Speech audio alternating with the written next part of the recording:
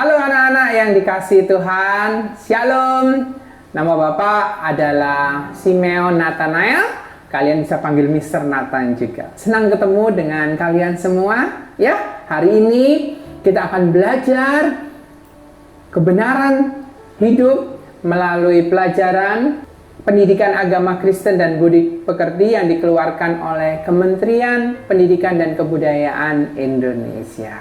Baik, kita akan belajar dari bab 11 ya, dari buku ini dengan satu tema pengembangan diriku untuk pelayanan bagi sesama. Sebelum kita mulai pelajaran, mari kita berdoa dulu. Bapa di sorga, kami bersyukur untuk hidup yang sudah Engkau berikan kepada kami. Ajar kami Tuhan untuk mengerti betapa besar dan betapa berharganya anugerah-Mu dengan memberikan hidup kami, tubuh kami. Dan tolonglah kami Tuhan, untuk kami dapat mempersembahkannya, untuk kami dapat mengembangkannya, untuk kami sungguh-sungguh memahami, sehingga kami dapat mempersembahkannya kepadamu dengan melayani sesama. Berkati kami semua Tuhan Yesus, berkati juga anak-anakmu yang mendengarkannya. Terima kasih Bapa. Kami alaskan doa kami hanya di dalam nama Tuhan Yesus, Juru Selamat yang sudah menebus hidup kami dari kematian, dari dosa, dan dari segala kesia-siaan. Di dalam nama Tuhan Yesus kami bersyukur dan berdoa. Amin. Baik anak-anak, hari ini kita akan belajar dengan tujuan ya. Yang pertama adalah anak-anak bisa mengerti akan masa transisi dalam remaja ya. Yang kedua, sebagai orang Kristen di tengah gereja dan lingkungan sosial. Berikutnya, keterlibatan sosial berlandaskan iman Kristen. Dan berikutnya kita akan belajar bukan hanya teori, tapi berperan serta secara aktif. Nah, dan terakhir adalah peran serta remaja untuk pelayanan bagi sesama. Baik, kita akan mendasari pelajaran ini dengan dua bagian firman Tuhan dari Matius 22 dan juga Roma 12. Nanti kita akan baca di dalam pelajaran, ya, anak-anak. Nah, sebelum kita memulai, kita akan memujikan sebuah pujian, lagu yang akan Bapak pujikan berbeda dengan lagu yang ada di buku, namun memiliki satu makna yang sama. Baik, kita akan memuji Tuhan bersama-sama. Lagu ini menyatakan pengakuan kita bahwa kita adalah milik Tuhan.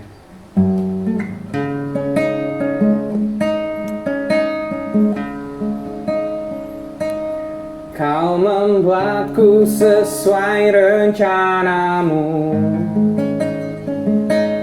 Kau memegang setiap musim hidupku. Ku serahkan semua kekhawatiranku. Ku milikmu.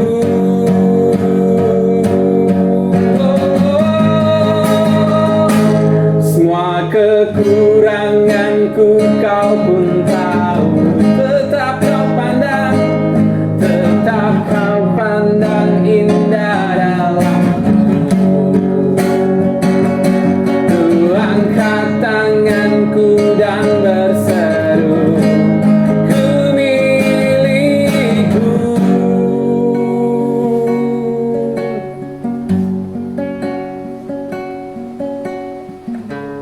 Dalam kesesakanku Kau beri kedamaianmu. Dalam keraguan ku temukan wajahmu.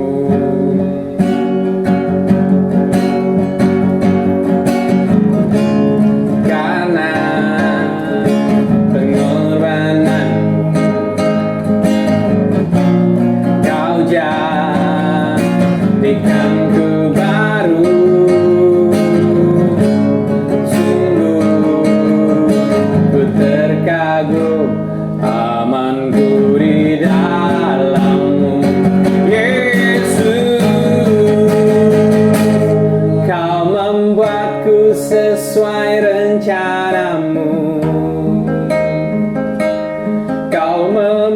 sepanjang setiap musim hidupku.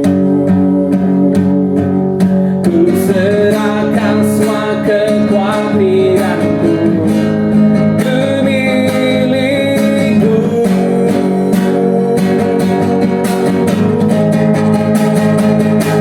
Semua kekuranganku kau pun tahu, tetap kau pandang indah dalammu. Ku angkat tanganku dan berseru ke milikmu.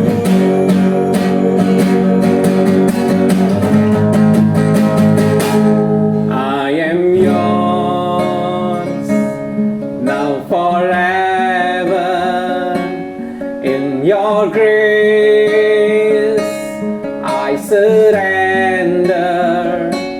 You are mine now forever. I'm alive in your wonder. I am yours now forever. In your grace I surrender. You are mine, you are mine now forever. I'm alive in your wonder. Semua kekuranganku kau pun tahu,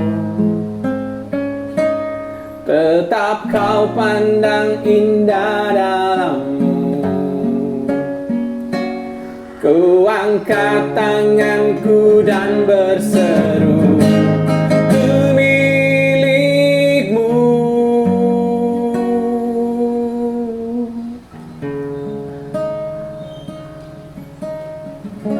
Itulah pengakuan kita. Kita mengerti dan menyadari bahwa kita adalah milik Tuhan. Kita akan belajar dari seorang tokoh, yaitu Nick Vujicic, ya. Nick Vujicic adalah seorang pria asal Australia yang mempunyai kondisi cacat. Kisahnya sering ditampilkan di TV karena begitu menginspirasi banyak orang di dunia. Ia tidak mempunyai kedua tangan dan kaki yang utuh. Kaki sebelah kirinya pendek sekali, nyaris hanya mata kaki sampai telapak kaki. Perkembangan dan kehidupan Nick dari kecil bukanlah suatu yang mudah. Ketika ia berumur 8 tahun, ia tidak bisa menerima dirinya.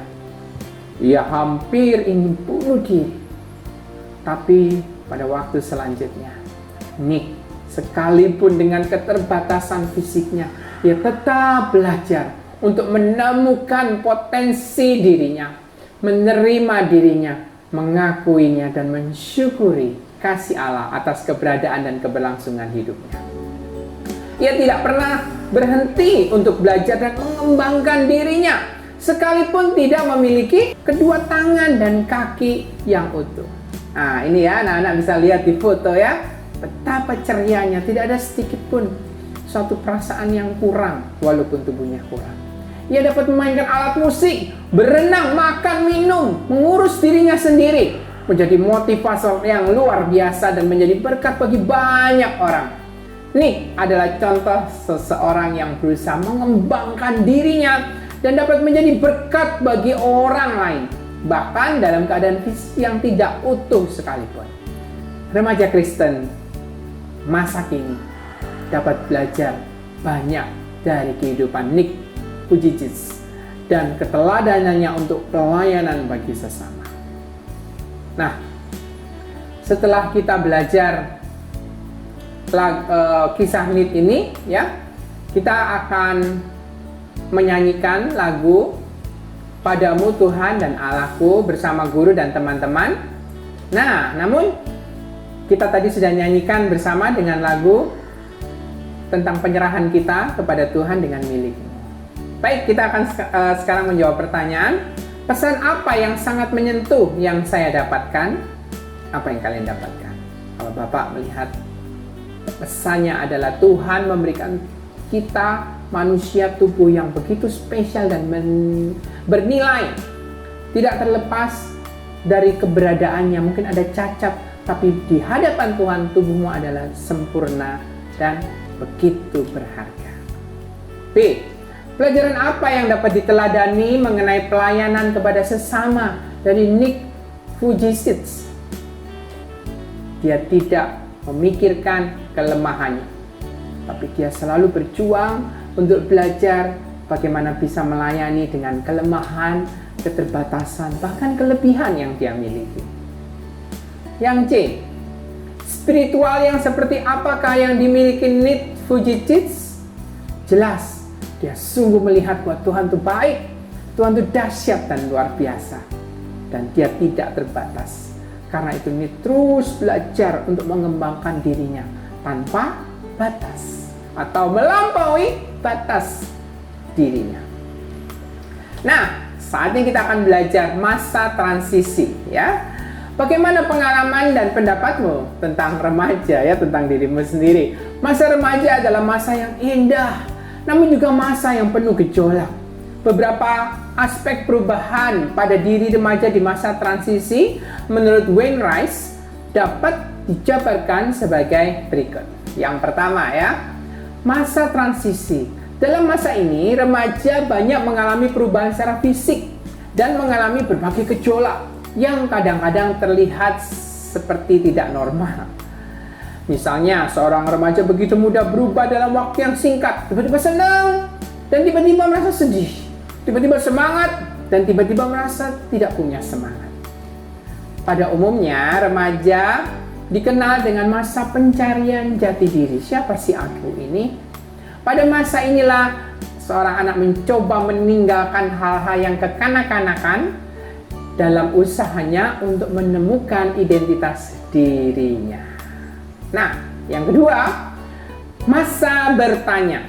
Pada masa ini remaja mengalami perkembangan dalam ranah kognitif. Umumnya, mereka mulai mempertanyakan banyak hal yang sudah diajarkan kepada mereka. Betulkah? Kok bisa begitu? Mereka tidak percaya pada semua hal yang pernah dikatakan dan diajarkan, baik dari orang tua maupun guru. Mereka ingin mengerti bagi diri mereka sendiri. Misalnya kepercayaan tentang Allah, Kristus di dalam Alkitab mulai diragukan. Dalam masa ini remaja membutuhkan jawaban yang jujur dan pasti. Yang ketiga, masa keterbukaan. Pada masa ini remaja sangat terbuka terhadap ide-ide serta bimbingan. Bagi kebanyakan mereka, usaha untuk mencari mendapatkan identitas baru merupakan proses yang penuh dengan coba-coba, menyebabkan karakteristik mereka sulit ditebak. Mereka akan menerima suatu hal di satu kesempatan dan dapat menolaknya sama sekali di lain kesempatan. Nah, anak-anak, inilah masa yang Tuhan berikan, yang begitu penting. Tapi ingat baik-baik, imanmu yang sudah kamu pelajari dari SD, ketika kamu bingung menghadapi masa transisi ini, ingatlah bahwa Tuhan itu baik dan kamu luar biasa. Sehingga yang keempat, saatnya ketika kamu menguji yang dulunya teori menjadi praktek. Yang dulunya kamu hanya tahu, sekarang benar-benar mengalami bahwa Tuhan itu sungguh baik. Bukan kata orang, tapi kamu sendiri melihat bahwa Tuhan itu sungguh baik. Temukan sendiri Tuhan. Yang keempat, masa mengambil keputusan. Remaja yang berusia 12-15 tahun belum siap untuk mengambil keputusan penting dalam hidupnya. Tetapi bagi sebagian remaja yang lain, keputusan yang penting sangat mungkin terjadi dan mungkin saja tetap berfungsi sampai pada akhir hidupnya. Nah, selama mengalami perkembangan, remaja diharapkan dapat mencapai hal-hal yang tertentu yang menjadi tantangan bagi usia mereka. Memang, seringkali banyak remaja tidak mampu menerima keadaan dirinya. Tapi, semakin cepat remaja menerima keberadaan dirinya, maka semakin cepat pula mereka beradaptasi dan berkembang ke arah yang positif. Beberapa keadaan tertentu yang perlu dihadapi remaja antara lain Yang pertama apa? Menerima keadaan fisiknya. Masa remaja, setiap orang akan mengalami perubahan fisik. Kadang-kadang perubahan ini tidak sesuai dengan harapan remaja itu dan juga lingkungan sekitarnya. Misalnya muncul pertanyaan, mengapa tubuh saya tidak setinggi Thomas? Bila perubahan fisik yang terjadi tidak sesuai harapan, remaja cenderung kecewa. Tentang hal ini, remaja perlu menyadari bahwa setiap pertumbuhan fisik yang ia alami merupakan karunia Tuhan yang patut disyukuri. Tidak ada seorang pun yang sempurna. Ini memang pada umumnya kita mendengar pandangan ini ya, tidak ada seorang pun yang sempurna menurut pandangan manusia. Tapi menurut pandangan Tuhan dalam Ulangan 32 ayat 4 dikatakan, Tuhan berkata yang pekerjaannya sempurna. Artinya kamu diciptakan sempurna oleh Tuhan. Ya. Bukan bandingkan dengan orang lain, tapi kamu diciptakan sempurna oleh Tuhan. Jadi percayalah bahwa dirimu diciptakan sempurna. Karena Allah yang menciptakan kita adalah Allah yang sempurna. Bagaimana kita mengerti hal ini? Terimalah dengan iman. Ketika kamu menerima dengan iman, inilah dasar kamu membangun harga dirimu. Kamu di hadapan Tuhan sudah sempurna. Hal ini akan membantu remaja untuk dapat melihat dirinya tidak hanya sebatas pada kekurangannya, tetapi membuat remaja dapat melihat bahwa dirinya sendiri mempunyai kelebihan-kelebihan yang patut diterima dan dikembangkan. Baik, kita akan lanjutkan. Yang kedua, mengetahui dan menerima kemampuan diri. Masa remaja adalah masa yang produktif. Ini adalah masa yang tepat untuk belajar dan mencari tahu kemampuan diri, menerimanya dan mengembangkannya bagi pelayanan kepada sesama. Tanyakanlah kepada orang-orang terdekat kamu seperti anggota keluarga, teman dekat, agar kamu mengetahui dan menemukan kemampuan dirimu untuk terus dikembangkan. Kamu juga dapat mencari tahu sendiri minat dan bakatmu, ya. Di sini kita mulai cari tahu untuk kita bisa mengembangkan kemampuan diri kita. Kalau yang pertama tadi kita tahu Tuhan menciptakan kita sempurna. Yang kedua kita mengerti diri kita. Ingat, Tuhan menciptakan kita sempurna namun kita sudah jatuh dalam dosa. Dosa inilah yang merusak kesempurnaan yang sudah Tuhan berikan. Namun Tuhan tidak meninggalkan kita sendiri sebagai remaja Kristen yang memulihkan kita dan membawa kita kepada kesempurnaan yang sudah Tuhan rancangkan. Baik, yang ketiga, memantapkan kepribadian dengan nilai dan norma yang positif. Masa remaja adalah fase terpenting dalam pembentukan nilai, termasuk nilai-nilai pelayanan sosial. Pembentukan nilai merupakan suatu proses emosi dan intelektual yang sangat dipengaruhi oleh interaksi sosial. Pada masyarakat yang majemuk dan modern terdapat banyak sistem nilai yang bertentangan satu dengan yang lain. Nilai-nilai dan arti didapat remaja dari orang-orang yang penting antara lain guru, pemimpin kelompok, pembina pramuka, dan orang tua. Pada masa ini remaja sedang merenggangkan diri dari orang tua, sehingga pengaruh pemimpin kelompok, teman sebaya lebih besar dibanding dengan pengaruh orang tua dalam hal penerimaan nilai. Bagaimana caranya kamu dapat berkembang dengan nilai-nilai positif yang juga dipengaruhi oleh lingkungan yang baik? Ya, sangat sederhana. Berpilihlah dan carilah dan mintalah Tuhan menolongmu untuk bisa menemukan lingkungan yang baik di mana Tuhan hadir di situ. Ya, anak-anak. Nah, sekarang mari kita melihat bagaimana pendapatmu berdasarkan pengalaman berikut ini. Yang pertama, amatilah dirimu sejak kamu memasuki bangku sekolah menengah pertama SMP. Berdasarkan penjelasan di atas, berikan deskripsi mengenai perkembangan diri.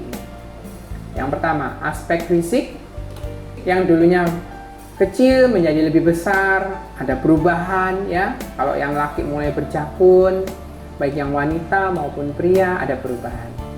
Aspek mental, bagaimana kita mengerti semangat kita, putus asa kita.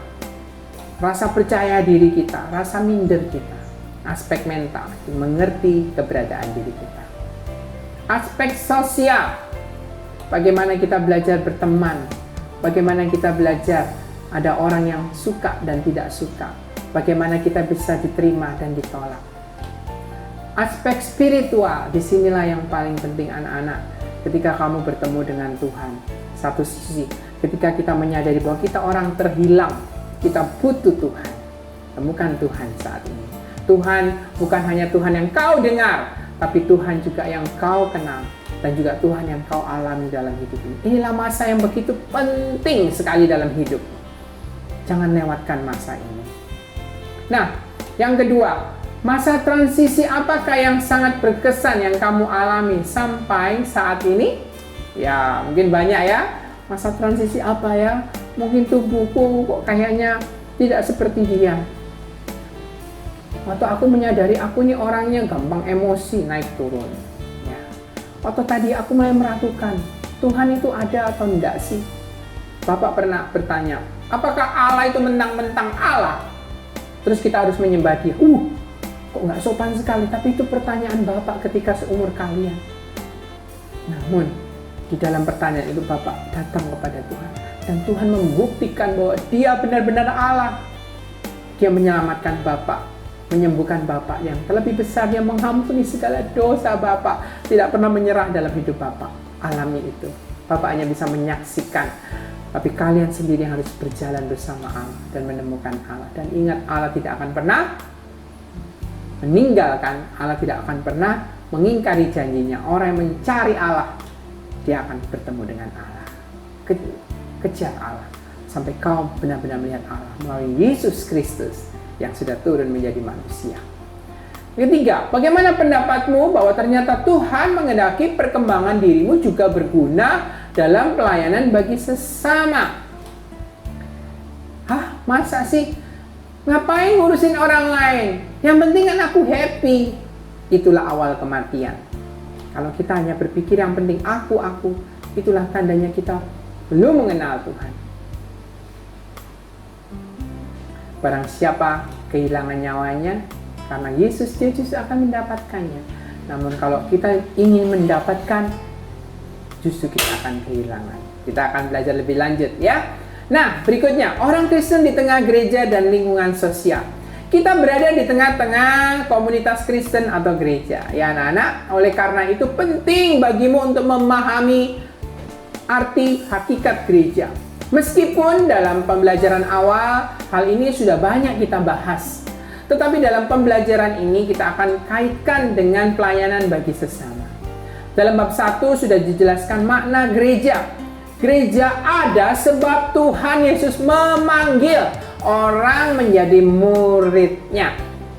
Selain itu, gereja memiliki tugas atau yang sering dikenal dengan 3 tugas panggilan gereja. Hal ini terlihat dalam peristiwa di mana Tuhan Yesus menyuruh murid-muridnya untuk pergi dan menjadikan semua bangsa muridnya. Matius 28 ayat 19. Dan perintah untuk menjadi saksi sampai ke ujung bumi. Kisah 1 ayat 8. Jadi gereja memiliki 3 tugas atau 3 panggilan, yaitu bersekutu, koinonia, bersaksi, marturia, dan melayani, diakonia. Mari kita bahas satu persatu. Bersekutu atau koinonia. Setiap orang yang percaya kepada Kristus dipanggil untuk bersekutu. Dengan bersekutu, setiap orang dapat saling menjaga, mengasihi, dan saling membangun di dalam iman kepada Kristus. Hal bersekutu dapat dilihat dalam bentuk-bentuk doa bersama, kebaktian bersama, persekutuan keluarga, dan lain-lain. Pada gilirannya, hal tersebut akan dibawa ke lingkungan sosial yang lebih luas. Dan orang Kristen dipanggil untuk mengembangkan persekutuan-persekutuan yang dibutuhkan oleh lingkungannya. Yang kedua, bersaksi, marturia. Tugas gereja adalah bersaksi tentang penyelamatan Allah kepada orang yang belum mengetahuinya. Bersaksi dapat dilihat dalam bentuk-bentuk penyampaian Injil atau dengan menjalani kehidupan yang penuh damai dan kasih dengan sesama. Bersaksi dapat dilihat dan diwujudkan dalam tindakan-tindakan yang menyaksikan kebaikan Tuhan dalam kehidupan seseorang. Yang ketiga, melayani, diakonia. Gereja dipanggil tidak hanya untuk bersekutu dan bersaksi, tetapi juga untuk melayani sesama. Hal melayani adalah bentuk nyata yang sangat diperlukan untuk mewujudkan kasih kepada sesama. Pelayanan yang sejati telah dilakukan oleh Tuhan Yesus dan menjadi teladan utama bagi kita semua. Hal ini dapat dilihat di dalam kisah Tuhan Yesus melayani murid-muridnya dengan membasuh kaki mereka. Yohanes 13 ayat 1 sampai 17. Jadi anak-anak, seluruh anggota komunitas Kristen termasuk kamu sebagai remaja Kristen memiliki peran yang harus dimainkan berkaitan dengan tugas panggilan gereja.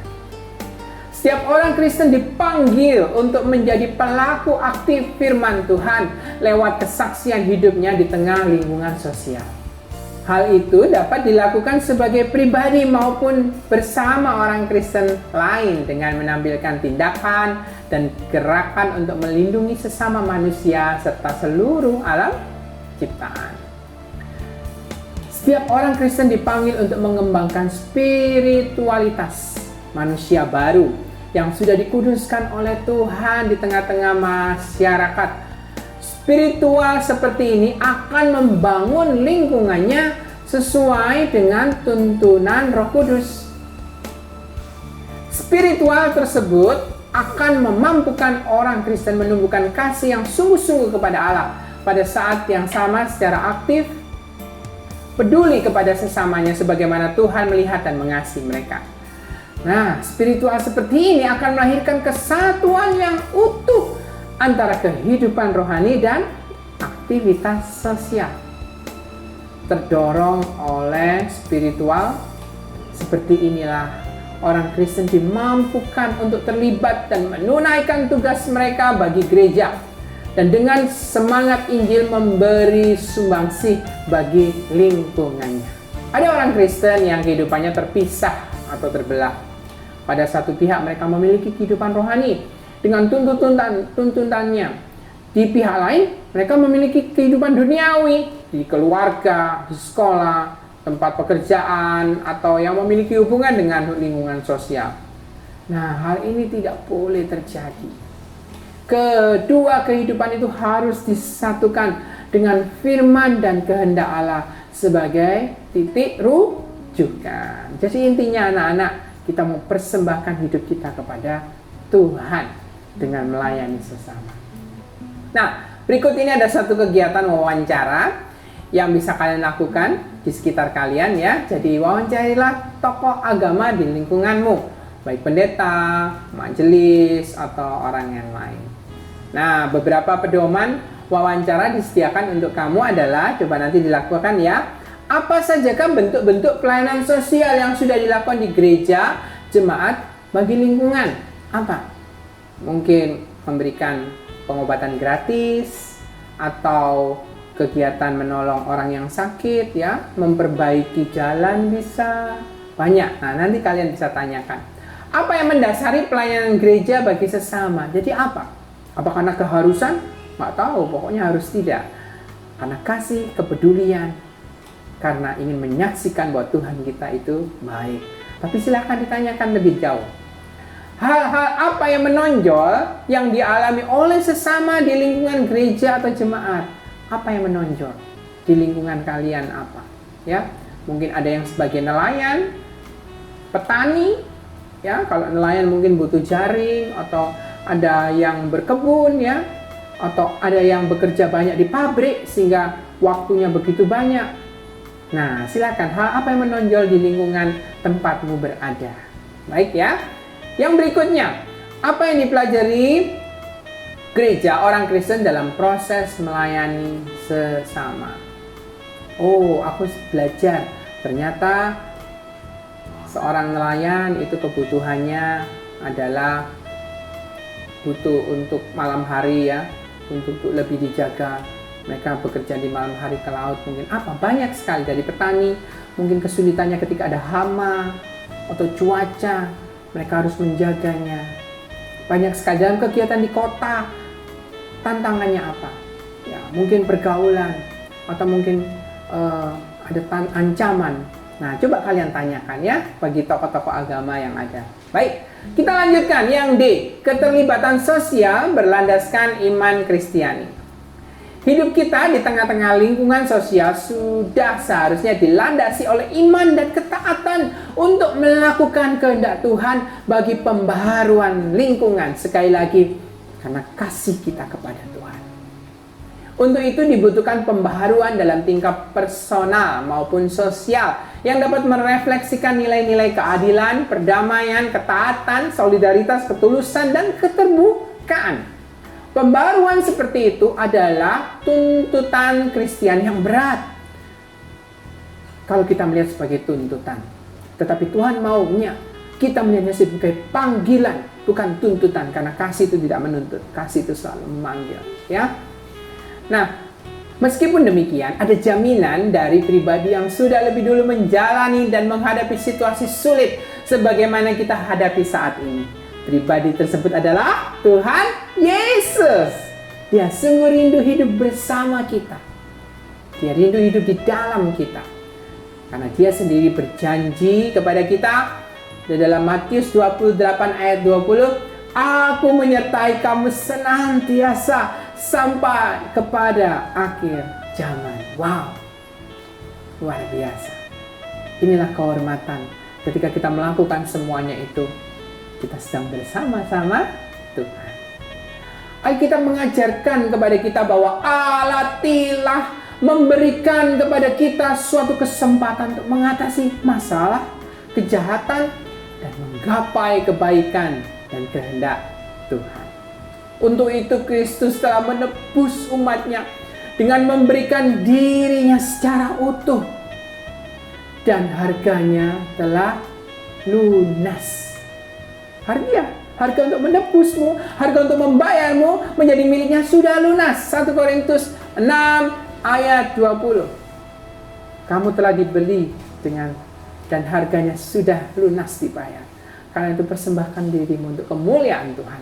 Pembelian diri Kristus bagi kita manusia merupakan landasan, dasar ya, dan inti komitmen Kristen kita untuk memberikan harapan bagi lingkungan kita.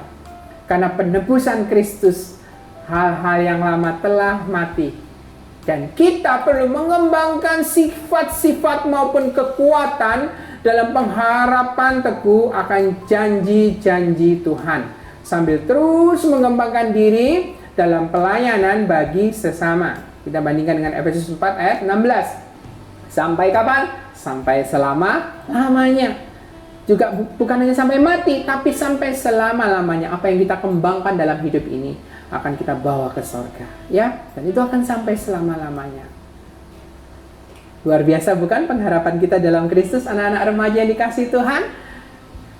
Tujuan dari keterlibatan sosial kita adalah untuk menopang lingkungan agar menjadi tempat yang layak bagi keberlangsungan kehidupan manusia secara utuh, baik fisik, mental, sosial, dan spiritual. Untuk itu kita perlu mengembangkan solidaritas. Tuhan Yesus mengajarkan kepada kita bahwa kita dipanggil untuk mengasihi sesama. Matius 22 ayat 40, Yohanes 15 ayat 12. Kebenaran ini juga berlaku bagi lingkungan sosial.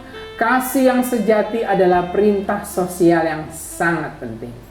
Kasih tersebut akan direfleksikan dengan cara memahami dan menghormati sesamanya dan hak-hak yang dimilikinya. Di dalam relasi dengan Allah, kasih menjadi nyata dan efektif dalam pelayanan bagi sesama. Baik, kita bisa lihat ya, inilah menjadi inspirasi kita. Kristus yang sudah dikorbankan untuk kita. Dan tidak berhenti di situ. Dia bangkit untuk saatnya nanti kita akan terus bersekutu bersama Dia di surga.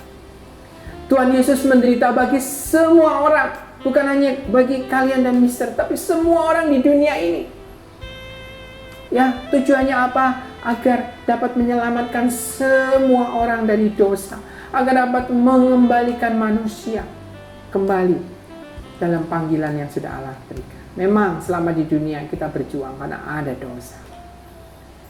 Di dalam Yohanes 3 ayat 16, karena begitu besar kasih Allah akan dunia ini, sehingga ia telah mengaruniakan anaknya yang tunggal, supaya setiap orang yang percaya kepadanya, sekali lagi percaya, bukan setiap orang yang baik, setiap orang yang jujur, tapi setiap orang yang percaya kepadanya, tidak binasa, melainkan beroleh hidup yang kekal. Hidup selama-lamanya, tidak akan mengalami kebinasaan. Memang semua orang akan mati, tetapi kita yang ada dalam Tuhan, kita akan terus hidup selama-lamanya, bersekutu dengan Tuhan dan saudara seiman. Maukan anak-anakku? Karena itu ayo, buka dirimu, undang Dia sebagai Tuhan dalam dirimu, dan lihatlah bagaimana Tuhan hidup mulai hari ini sampai selama-lamanya. Oke anak-anak, sampailah kita pada saat kita berdiskusi. Silakan anak-anak bisa mencari teman 3 atau 4 orang, dan kita coba diskusikan beberapa pertanyaan di bawah ini.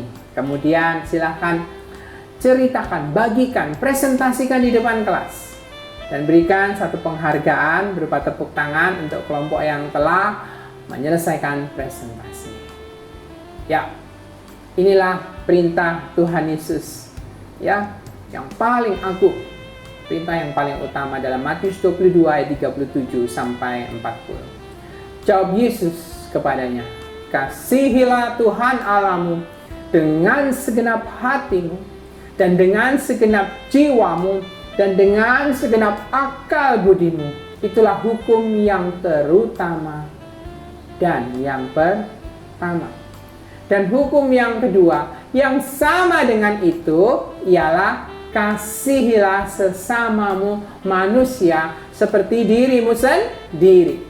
Pada kedua hukum inilah tergantung seluruh hukum Taurat dan kitab para nabi. Silakan anak-anak diskusikan. Yang pertama, pertanyaannya adalah, apa artinya mengasihi Allah dengan segenap hati, jiwa, dan akal budi? Artinya apa? Artinya apa? Kita sungguh mengasihi Allah dengan hati kita, tidak ada yang kita kasih selain Allah. Bukan hobi, bukan barang, bukan orang, tapi Allah dengan segenap hati. Kita mengasihi orang tua, guru, teman, karena kita mengasihi Allah. Jadi dengan hati, kita mau bekerja, belajar dengan sungguh-sungguh, dengan segenap jiwa kita pikirkan, karena kita mengasihi Allah.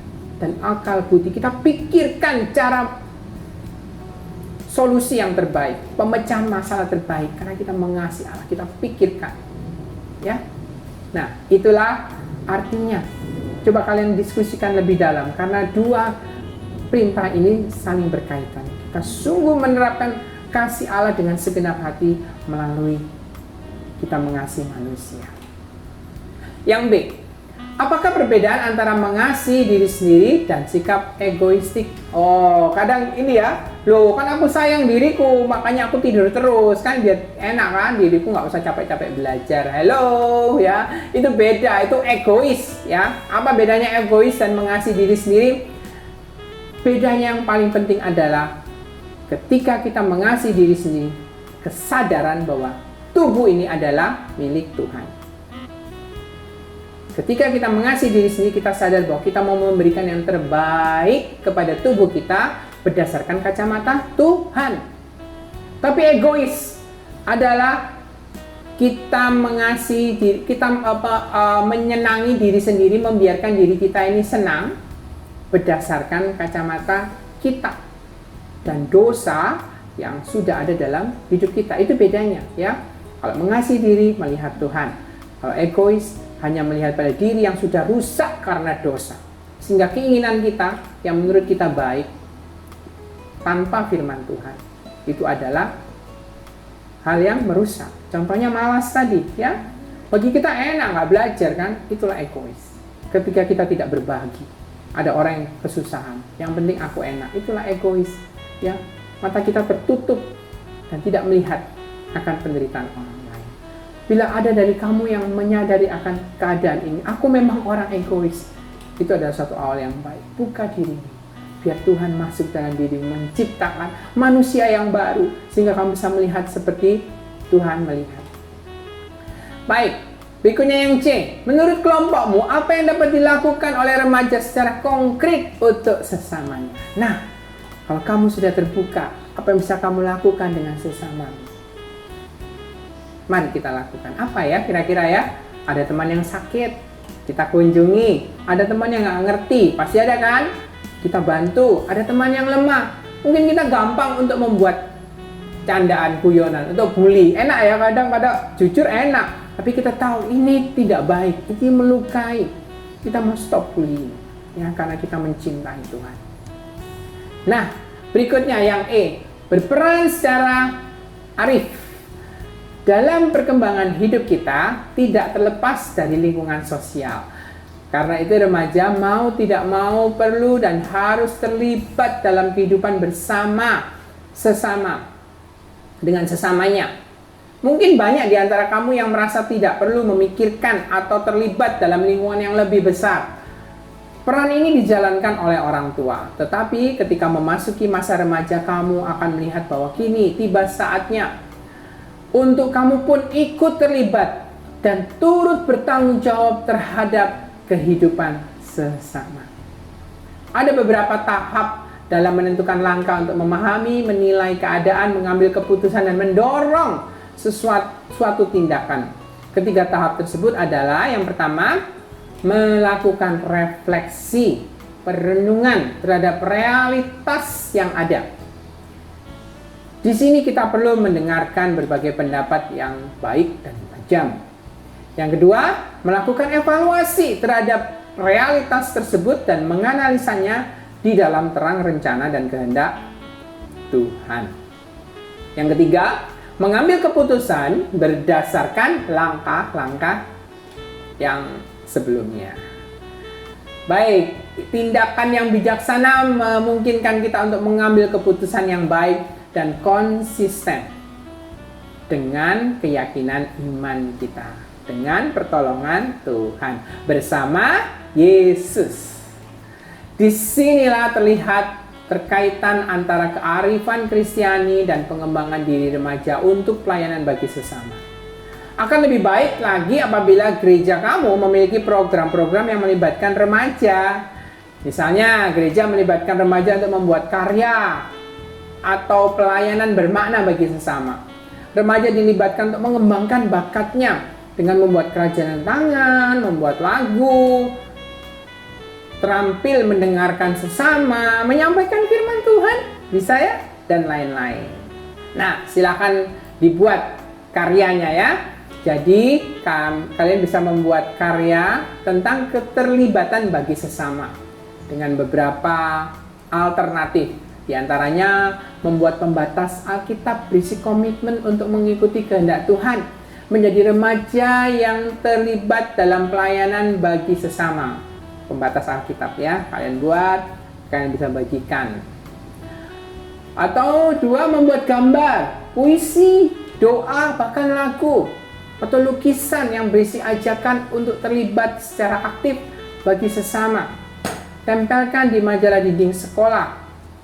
Nah, bisa juga kalian lakukan lewat YouTube seperti Bapak ini ya, seperti Mr. Nathan ini ya. Kalian buat satu lagu atau bisa puisi, kalian bisa memberkati melalui media yang Tuhan berikan. Yang ketiga, buatlah clipping tentang keterlibatan remaja dalam pelayanan sosial atau pelayanan bagi sesama.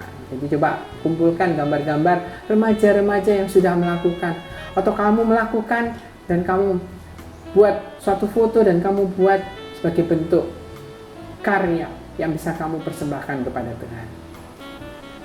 Berikutnya kita akan belajar peran serta remaja untuk pelayanan bagi sesama.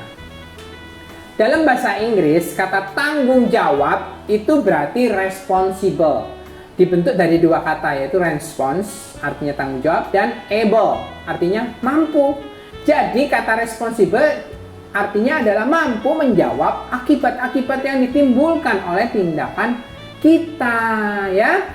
Hal ini sama dengan arti tanggung jawab dalam bahasa Indonesia yang juga mengacu kepada kemampuan dan kesediaan seseorang untuk menanggung akibat-akibat yang ditimbulkan oleh perbuatannya. Kehadiran orang Kristen termasuk remaja dalam kehidupan sosial dicirikan oleh pelayanannya. Pelayanan adalah tanda dan ungkapan kasih Kristiani yang dapat dirasakan dalam kehidupan keluarga, gereja, dan kehidupan sosial di masyarakat, sesuai dengan kemampuan dan talenta yang Tuhan berikan. Pelayanan yang dilakukan dengan baik dan tepat dapat ikut memecahkan masalah-masalah sosial. Bahkan pelayanan sosial dapat menjadi kesaksian yang hidup dan konsisten tentang Tuhan Yesus yang kita sembah. Di tengah dunia yang semakin kompleks dan pluralistik, kita dipanggil untuk membuka diri melalui kesaksian kita. Bekerja sama dengan semua orang dalam memikul tanggung jawab kita sebagai warga masyarakat dan dunia. Kita dipanggil untuk turut bertanggung jawab membantu semua orang, apapun juga agama dan keyakinan mereka. Ingat, Yesus juga yang menciptakan mereka semua. Dengan demikian akan menjadi penyataan iman kita dalam meningkatkan kesejahteraan sosial dan martabat manusia yang luhur. Karena kita tahu itulah panggilan kita. Adapun bentuk tanggung jawab komitmen sosial kita dapat diwujudkan dengan dua bentuk. Yang pertama adalah komitmen untuk membarui diri secara mental. Pembaruan mental seharusnya memang mendahului komitmen untuk memperbaiki lingkungan. Ya. Yang kedua, dari pembaruan mental akan muncul kepedulian terhadap orang-orang di lingkungan kita. Kepedulian tersebut dapat membantu kita untuk memahami tanggung jawab dan komitmen untuk menyembuhkan lingkungan kita. Lembaga, struktur, dan kondisi yang berhubungan dengan manusia. Sehingga setiap manusia betul-betul dapat dihormati dan seluruh alam semesta dapat dipulihkan. Inilah harapan kita. Tapi apakah sempurna? Tidak. Selama kita di dunia ini masih ada dua musuh kita, yaitu dosa, keberadaan, dan iblis. Ya. Tapi nanti di surga, di langit dan bumi yang baru, kita akan mengalami kesempurnaan yang sudah Tuhan sediakan bagi kita. Ya anak-anak, itulah goal kita, bukan di dunia ini. Bahkan mungkin pengorbananmu sampai mati kamu tidak bisa melihat hasilnya.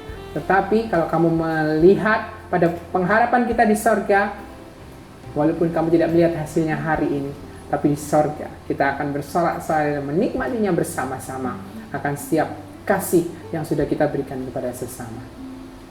Baik, di atas telah dijelaskan bahwa perkembangan remaja tidak terlepas dari kehidupan di tengah sesama. Kita adalah bagian dari gereja dan tinggal di tengah masyarakat. Namun banyak remaja yang enggan memenuhi tanggung jawab untuk melayani sesama. Mereka lebih memilih untuk menjalani masa remaja dengan melakukan hal-hal yang negatif yang mendukakan Tuhan, seperti mengkonsumsi minuman keras, narkoba, hingga seks bebas yang dapat mengakibatkan berbagai jenis penyakit. Mereka tidak peduli dengan kemampuan diri mereka, potensi diri mereka yang seharusnya perlu digali, dikembangkan demi pelayanan untuk sesama. Jadi kalau ada remaja-remaja yang seperti ini yang mendengarkan YouTube ini, Tuhan rindu memulihkanmu. Buka hatimu, izinkan dia masuk dalam hatimu. Dia bukan hanya mengampuni semua kesalahanmu dan ikatan dosa-dosa yang tadi disebutkan, tapi dia juga bisa menjadikanmu menjadi begitu bernilai. Ya, jangan buang dirimu, karena dirimu begitu mahal dan terlalu mahal. Anak-anak, ayo bangkit, karena Tuhan sudah membayarmu dengan darah yang mahal. Baik, terakhir, penilaian diri. Saatnya kita mau melihat penilaian berikut. Tanggung jawab remaja bagi sesama. Nah, ini ada contoh yang sudah saya lakukan bagi sesama. Apa? Berperan serta dalam kegiatan Karang Taruna di kampung. Apa ya? Bagi sesama di keluarga dulu aja. Bagaimana kalian bisa peduli dengan kegiatan papa atau mama atau adik, atau dengan teman-teman di kelas. Bisa juga dalam program OSIS ya. Kalau di SMP ada yang OSIS atau 17-an. Bisa juga kalian aktif terlibat dalam lomba 17 atau kompetisi atau kegiatannya. Yang ingin saya lakukan bagi sesama, terlibat dengan program pemuda gereja, membantu pengobatan murah gereja, apa?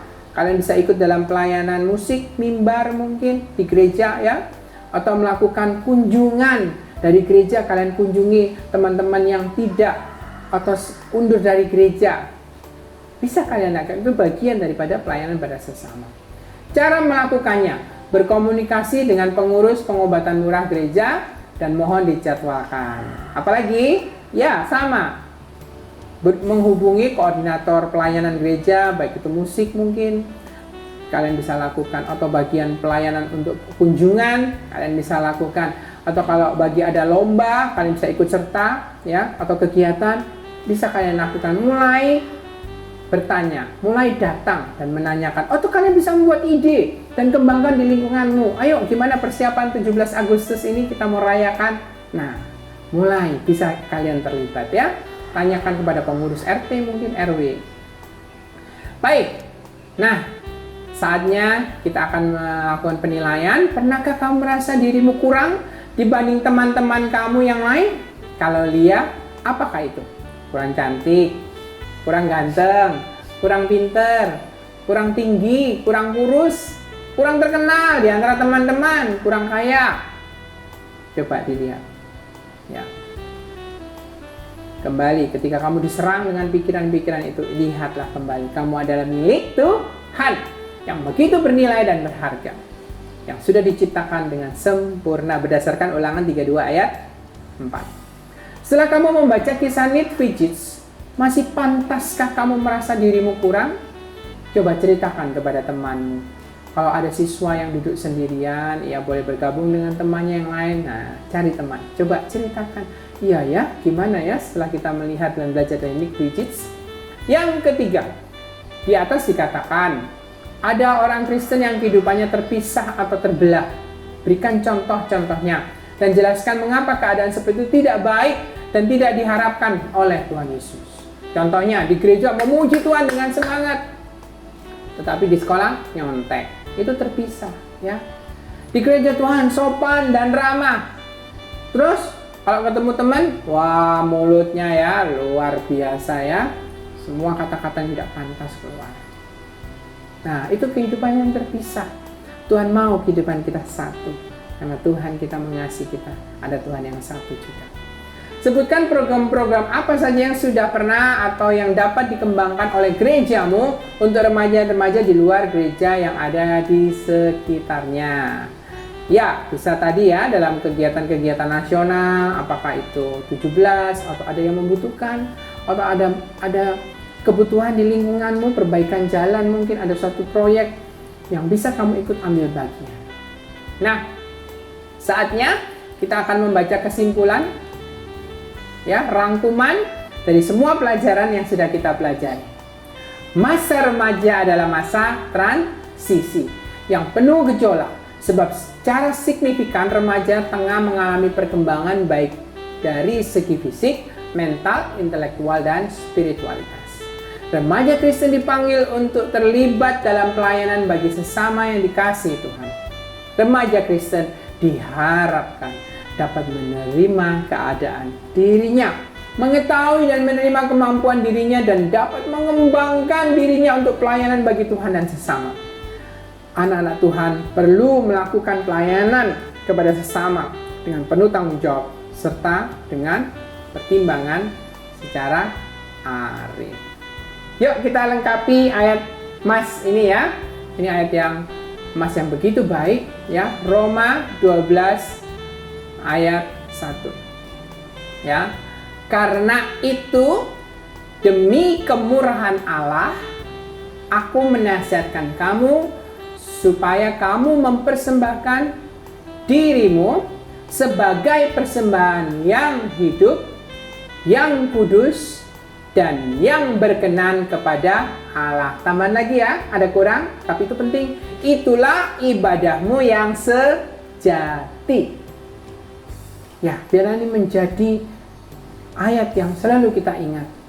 Inilah ibadah yang sejati ketika kita mempersembahkan tubuh kita sebagai persembahan yang hidup, yang kudus dan yang berkenan kepada Allah. Ya, hidup. Jadi bukan kayak dikorbankan gitu ya, mati. Nggak, hidup. Aku sadar ketika aku melakukannya. Yang kudus, bukan hanya melakukan yang baik, tapi motivasiku hanya untuk Tuhan. Bukan cari nama, cari untung. Benar-benar kudus dan berkenan. Karena aku mau diterima Allah. Aku mau Allah senang dan puas. Nah, pahamilah dan refleksikan makna ayat tersebut bagi kamu dan coba bicarakan dengan teman di sampingmu. Sebelum kita menutup pelajaran ini, mari kita menyanyikan sebuah lagu, Bejanamu. Lagu ini Bapak nyanyikan dalam versi yang baru ya, Bejanamu.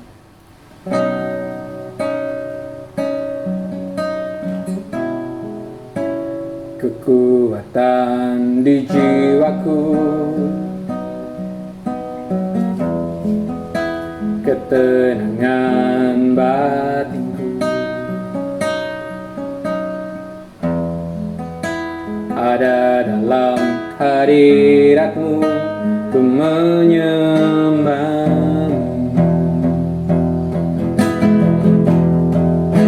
Tersungkur ku di kaki-Mu, rasakan hadirat-Mu. Takkan ku melepaskan-Mu, Kau cahaya bagiku. Mengiringmu seumur hidupku, masuk dalam rencana-Mu Bapa. Pikiranku, kehendakku, ku serahkan padamu. Harapanku hanya di dalam-Mu, ku kan teguh bersama-Mu Tuhan. Jadikanku bejana-Mu untuk kemuliaan-Mu. Mari anak-anak kita mau berdoa. Tuhan, ini kami datang kepadamu untuk menyerahkan hidup kami kepadamu. Dan kami sadar bahwa hidup kami ini adalah milik-Mu. Pakai Tuhan untuk kami menjadi bejana-Mu. Karena itulah yang berarti dalam hidup kami. Karena Engkau sudah membayar hidup kami dengan darah-Mu yang mahal. Dan itu sudah lunas. Tubuh ini bukan lagi milik kami yang bisa kami gunakan seenaknya. Tapi tubuh ini adalah milik. Kami mau dan rindu untuk hidup bersama-Mu Tuhan. Mulai hari ini sampai selama-lamanya, sampai di surga. Kami tidak mau Tuhan hidup di luar Engkau dan binasa. Ampuni segala dosa kami Tuhan. Kalau kami selama ini menyerahkan tubuh kami kepada hal yang memalukan, kepada hal yang membuat kami menyesal, namun Kamu datang kembali kepadamu Tuhan, untuk Engkau pulihkan, untuk Engkau sucikan, untuk Engkau pakai bagi kemuliaan. Di dalam nama Tuhan Yesus kami berdoa. Amin. Amin. Tuhan Yesus memberkati.